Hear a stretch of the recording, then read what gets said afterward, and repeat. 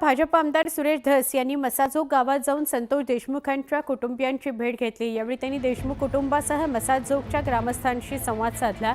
दरम्यान संतोष देशमुख हत्या प्रकरणातील आरोपींना जेलमध्ये व्हीआयपी ट्रीटमेंट दिली जात असल्याचा आरोप सुरेश धसांनी केला। जेलमध्ये वाल्मिक कराडला मटण पुरवलं जातं, बॅग्स सुद्धा पुरवल्या जातात असा आरोप धसांनी केलाय।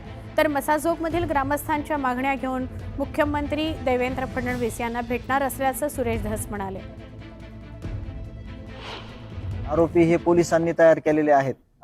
कृष्णा आंधळे हा फरार फक्त लोकांसाठी कागदोपत्री होता, परंतु तो एका राष्ट्रवादीच्या कार्यालयात सर्रास ही काळ्या कलरची जी गाडी होती, माझ्या भावाला ज्याच्यात अपहरण केलं, ती गाडी त्या ऑफिस समोर ठेवून हे त्या ऑफिस मध्ये सर्रास बसायचे।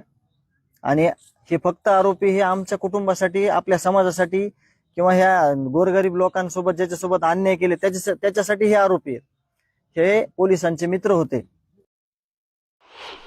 सीआयडी कडे जो तपास दिला, त्या सीआयडी कडे तपास दिल्यानंतर ह्या केज पोलीस स्टेशननं इतकं निष्क्रिय काम का केलं?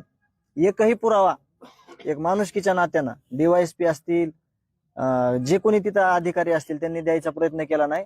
समाजातून सगळे पुरावे आले। दुर्दैव आहे ते अत्यंत। जर समाजानं काही पुरावे दिले नाही तर आरोपी निर्दोष सुटण्यासाठी ह्यांची मदत दिसत होती।